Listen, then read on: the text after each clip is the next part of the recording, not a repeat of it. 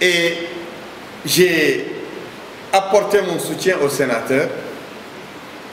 que j'ai comparé aux représentants de la France à la veille de la Révolution de 1789, qui ont résisté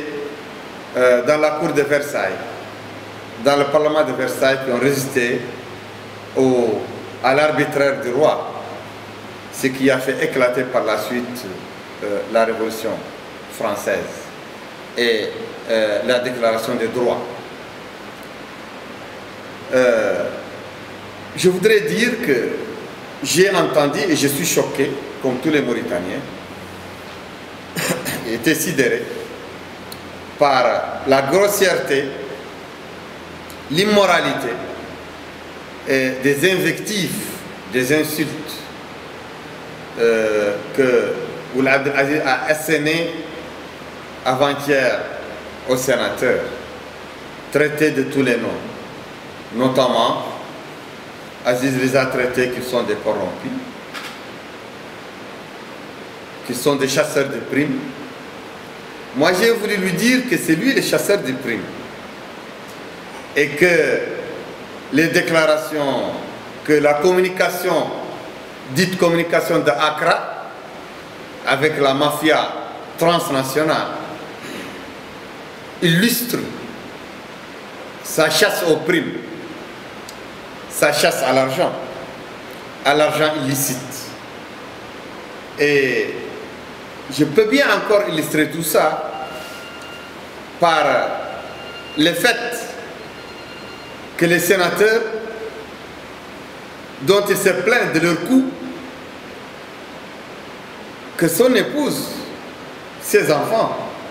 chacun à lui seul, coûte à l'État mauritanien plus que 20 ou 25 sénateurs. Et les sénateurs s'acquittent d'un devoir vis-à-vis du peuple, vis-à-vis de l'État, vis-à-vis du pays et ont droit à une rémunération. Et son clan familial, il s'arroge des milliers de fois plus que les sénateurs, alors qu'il ne s'acquitte de rien vis-à-vis de l'État, vis-à-vis du pays. Je vais lui dire qu'il peut berner avec ça, avec ses dires, avec ses grossièretés, avec ses bobards, les laudateurs qui l'entourent, mais pas les Mauritaniens, mais pas le peuple mauritanien, mais pas les Mauritaniens dignes. Et je voudrais qu'il sache que le pillage,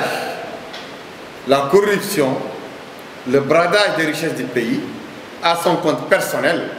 pour le compte de sa famille, pour le compte de ses proches, tout ceci est dans le collimateur des Mauritaniens et dans le collimateur de l'Irak et dans le collimateur du G8, du regroupement des institutions civiles et politiques de défense et de barrage contre les amendements anticonstitutionnels.